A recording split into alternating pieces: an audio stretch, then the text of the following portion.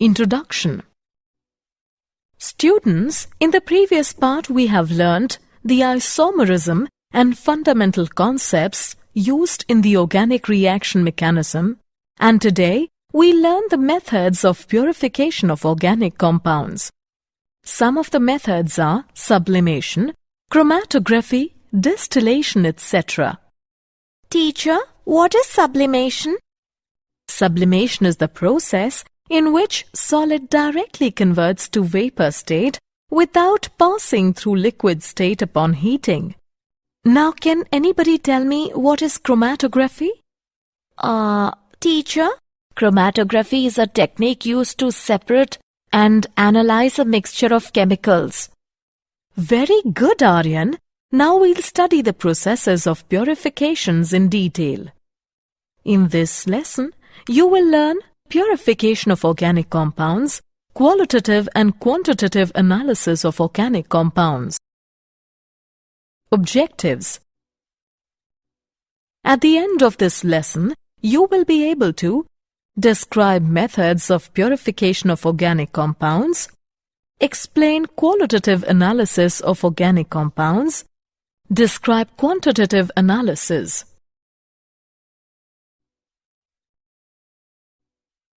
Methods of purification of organic compounds. The various methods for the purification of organic compounds are sublimation, crystallization, distillation, differential extraction, and chromatography. Sublimation. Some solids change directly from the solid state to vapor state on heating. This process is termed as sublimation. It is used to separate sublimable organic compounds from non-sublimable compounds. The impure organic compound is heated in a dish covered with perforated asbestos sheet over which an inverted funnel is placed. The stem of the funnel is filled with cotton, and on heating, the part of the solid which sublimes passes through the holes in the asbestos sheet and condense on the cooler walls of the funnel. The non-sublime impurity. Crystallization. It is the most common way of purification of organic solids. It is based on the difference in the solubility of the organic compound and the solvent in which the organic compound is mixed. The impure substance is in powder form and then heated with the solvent in a flask. The amount of solvent should be just sufficient to dissolve the substance on heating. The hot saturated solution is then filtered with the hot water funnel. The hot water circulated in the outer funnel keeps the solution hot, and crystals cannot be formed in the funnel itself. The hot filtrate is cooled in the beaker and large crystals are obtained, and then the crystals are separated from the filtrate by means of filtration. Distillation. Distillation is a method for purifying liquids and separating mixtures of liquids into their individual components. On heating the liquid mixture in a flask, the components in the liquid which have low boiling point start vaporizing. The vapors are condensed in the condenser and the resulting liquid is collected in a receiver. The components of liquid which have higher boiling point vaporize later and the liquid can be collected separately. Fractional distillation. When the boiling points of the two liquids are very close, then simple distillation does not work. In that case, a fractionating column is used, which is long tube provides obstructions to the passage of the vapors upwards and to the passage of liquid downwards. The mixture of liquids A and B with 370 Kelvin and 380 Kelvin respectively boiling points is present in the flask. On heating the flask, the vapors obtained are more of A and less of B. As the vapors rise up in the fractionating column, the partially condensed liquid flows down. The vapors of B condense faster as compared to A, and the vapors moving up richer in A. The condensed liquid flowing down strikes the vapor and it consumes molecules of B. This process is repeated throughout the fractionating column, due to which the vapors escaping through the top of the column are almost of A and the liquid left in the flask almost of B.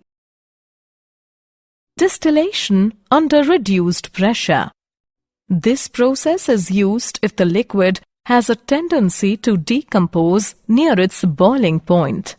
The main neck of the flask is fitted with long capillary tube and the side neck fitted with thermometer. This side tube is connected to a condenser which is connected to the receiver at the other end. The receiver is connected to a pump which reduces the pressure. Under reduced pressure, the liquid will boil at a low temperature and the temperature of decomposition will not be reached.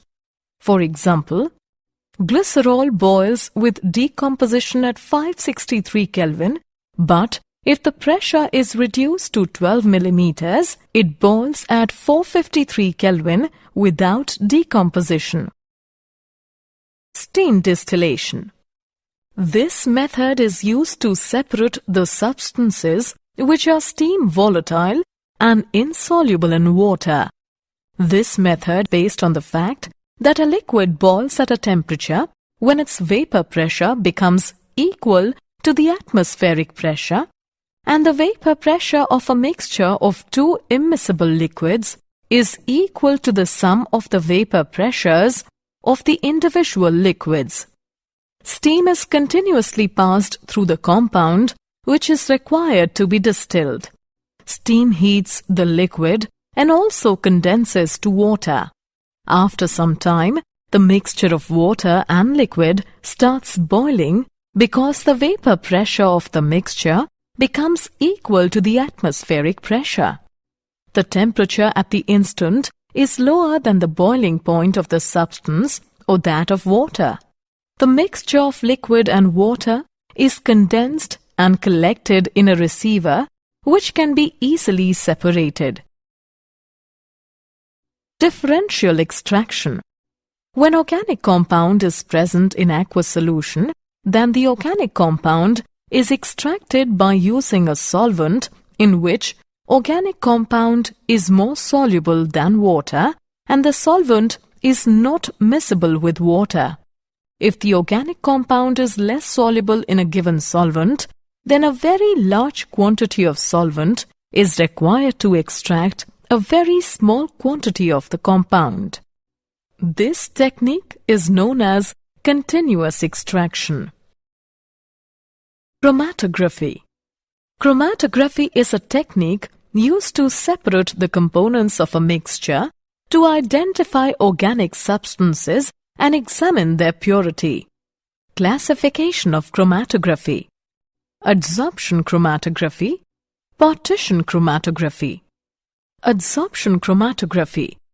Adsorption chromatography is based on differential absorption, that is, different compounds are absorbed on adsorbent such as solid SiO2 gel or Al2O3 to different extent. Based on differential adsorption, there are two types: column chromatography and thin layer chromatography. Column chromatography. It is the process in which the mixture of various components, when passed through a column containing an adsorbent such as starch or charcoal, the different substances are absorbed to different degrees and thus they can be separated with the help of suitable solvent called eluent. Thin layer chromatography. It involves the spreading of the thin layer of adsorbent on a suitable support such as glass plate, etc. The glass plate is known as thin layer chromatography plate or chroma plate. The mixture to be separated is applied as a small spot from one end of the TLC plate. The glass plate is then placed in a closed jar which contains the solvent. As the solvent moves up in the jar, the components of the mixture move up along the plate to different distances depending on their degree of adsorption, and separation takes place. The relative adsorption of each component of the mixture is expressed by retention factor, that is RF value, which can be given as RF is equal to distance moved by the substance from the baseline by distance moved by the solvent from the baseline. Partition chromatography. Partition chromatography is a paper chromatography in which a special quality paper known as chromatography paper is used. Chromatography paper contains water trapped in it, which acts as the stationary phase. The chromatography paper is placed at the base with the mixture of solvents. The solvent acts as mobile phase. The solvent rises up in the paper and flows over the spot. The different components are separated according to their differing partition in the two phases. The developed paper strip is known as chromatogram. The colorless compounds may be observed either under UV light or by the use of an appropriate spray reagent. Qualitative analysis of organic compounds. Detection of carbon and hydrogen. Carbon and hydrogen are detected by heating the organic compound strongly with copper-2 oxide. The produced gases are passed through anhydrous copper sulfate and then passed into lime water in a test tube. If carbon is present, then it forms carbon dioxide, which turns the lime water milky. The reactions are as follows. Carbon in organic compound reacts with copper-2 oxide and produces copper and carbon dioxide. The produced carbon dioxide reacts with calcium hydroxide, which turns it milky, indicating the presence of carbon in organic compound. If hydrogen is present in the organic compound, then it forms water vapor, which passed over copper anhydrous sulfate turns it blue by forming CuSO4 5H2O. The reactions are as follows. Hydrogen in organic compound reacts with copper-2 oxide and produces copper and water. The produced water reacts with anhydrous copper sulfate, which turns blue by forming CuSO4 5H2O. Detection of other elements. Other elements such as nitrogen, sulfur, halogens and phosphorus in the organic compound can be detected by Lasigene's test. The elements in the organic compound fuse with the sodium metal. The reactions are as follows. When sodium reacts with various elements found in the organic compounds, then it forms sodium fusion extract. Test for nitrogen. On addition of ferrous sulfate to sodium extract, that is sodium cyanide, it produces sodium ferrocyanide. The ferric ions generated during the process react with ferrocyanide to form blue precipitate of ferric ferrocyanide. Test for sulfur. If sulfur is present in the organic compound, then it can be identified by the reaction of sodium fusion, that is sodium sulfide Na2S with sodium nitroprusside. Then, violet color indicates the presence of sulfur. Test for halogens. The presence of halogens is tested by acidifying a portion of sodium extract, that is NaX, with dilute nitric acid and adding silver nitrate. If a white precipitate is formed which is soluble in ammonium hydroxide, it indicates the presence of chlorine. If a yellow precipitate is formed which is sparingly soluble in ammonium hydroxide, it indicates the presence of bromine. If the formed yellow precipitate is insoluble in ammonium hydroxide, then it shows the presence of iodine. If nitrogen or sulfur has been detected, the solution must be boiled for a couple of minutes to expel HCN and H2S which interfere with the test. Test for phosphorus. The presence of phosphorus can be detected by fusing the organic compound with sodium peroxide. The formed solution is treated with concentrated HNO3 and an excess solution of ammonium molybdate is added. A yellow precipitate indicates the presence of phosphorus. Quantitative analysis. Carbon and hydrogen. A sample of organic compound is heated to 700 degrees Celsius in a steam of pure dry oxygen and in the presence of copper-2 oxide. The hydrogen is oxidized to water and carbon to carbon dioxide. The amount of water produced is determined by passing it through anhydrous calcium chloride, and carbon dioxide is determined by passing it through solution of potassium hydroxide. The mass of hydrogen present in sample of organic compound will be 1/9, the increase in mass of the calcium chloride, and the mass of carbon will be 3/11, the increase in mass of the potassium hydroxide. Nitrogen. There are two ways for estimation of nitrogen: Dumas method and Geldel's method. Dumas method. A known mass of organic compound is heated with copper oxide in the atmosphere of carbon dioxide. Under these conditions, carbon and hydrogen are oxidized to carbon dioxide and water respectively, and nitrogen is set free. If any oxide of nitrogen is formed, it is reduced back to nitrogen by hot reduced copper. The gases produced are passed from potassium hydroxide solution through furnace. Potassium hydroxide absorbs carbon dioxide and nitrogen is collected in the upper portion of the tube. Percentage of nitrogen in organic compound whose mass is m, Gm is 28 into V into 100 divided by 22,400 into m, where V is the volume of nitrogen at STP. Geldel's method. In Geldel's method, nitrogen is estimated by ammonia gas. The organic compound is heated with sulfuric acid. Nitrogen in the organic compound is converted into ammonium sulfate. The ammonium sulfate is then heated with excess NaOH and it liberates ammonia. The produced ammonia is absorbed in standard solution of sulfuric acid. The produced ammonia can be estimated by the amount of sulfuric acid used in the reaction. It can be done by estimating the amount of sulfuric acid left after the absorption of ammonia by titrating it with standard alkali solution.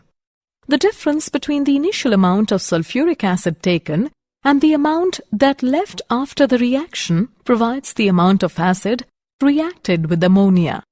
The percentage of nitrogen is 1.4 into m into 2 times of the difference between V and V1 by 2 divided by mass of organic compound, where V is equal to volume of H2SO4 taken in milliliters, V1 is equal to volume of NaOH in milliliters, m is equal to molarity of H2SO4.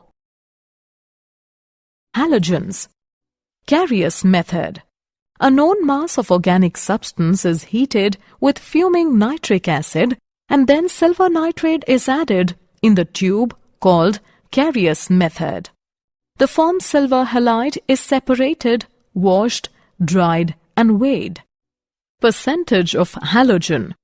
Atomic mass of X into M1 into 100 divided by molecular mass of AgX into M, where M1 is the mass of AgX formed and M is the mass of organic compound.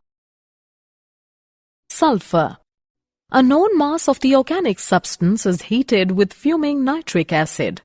The sulfur is converted into sulfuric acid. The formed sulfuric acid is precipitated as barium sulfate by adding barium chloride. The precipitate is filtered, washed, dried and weighed. Percentage of sulfur: 32 into M1 into 100 divided by 233 into M, where M1 is the mass of barium sulfate formed and M is the mass of organic compound. Phosphorus: the organic compound containing phosphorus is heated with fuming nitric acid and phosphorus is oxidized to phosphoric acid. Phosphorus is precipitated as ammonium phosphomolybdate by addition of ammonia and ammonium molybdate. Percentage of phosphorus: 31 into M1 into 100 divided by 1877 into M, where M1 is the mass of ammonium phosphomolybdate and M is the mass of organic compound. Oxygen: the percentage of oxygen in an organic compound can be determined by the method of difference. All the elements in the organic compound except oxygen are estimated and the total of their percentages subtracted from 100 to get the percentage of oxygen. The organic compound is heated in the stream of nitrogen gas.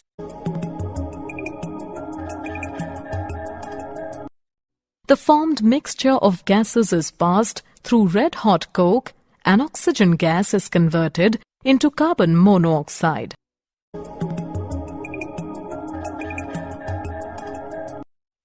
Now the carbon monoxide is converted into carbon dioxide by mixing iodine pentoxide into the mixture. According to chemical reactions, the percentage of oxygen can be found as 16 into mass of carbon dioxide divided by 44 into mass of organic compound into 100. Did you know? Carbon occurs in all living organisms. Carbon is a non-metal and that it can bond with itself and with many other chemical elements, forming nearly 10 million compounds. Summary: let us summarize what we have learnt. Sublimation, crystallization, distillation, differential extraction, and chromatography are the methods for the purification of organic compounds. Carbon and hydrogen can be detected by heating the organic compound strongly with copper-2 oxide. Nitrogen, sulfur, and halogens can be detected by sodium fusion extract. The mass of hydrogen present in sample of organic compound will be 1/9, the increase in the mass of calcium chloride, and the mass of carbon will be 3/11, the increase in mass of the potassium hydroxide. Percentage of nitrogen in organic compound whose mass is mgm is 28 into V into 100 divided by 22,400 into m, where V is the volume of nitrogen at STP. Percentage of halogen in organic compound is atomic mass of X into M1 into 100 divided by molecular mass of AgX into M, where M1 is the mass of AgX formed and M is the mass of organic compound. Percentage of sulfur in organic compound is 32 into M1 into 100 divided by 233 into M, where M1 is the mass of barium sulfate formed and M is the mass of organic compound. Percentage of phosphorus in organic compound is 31 into M1 into 100 divided by 1877 into M, where M1 is the mass of ammonium phosphomolybdate and M is the mass of organic compound.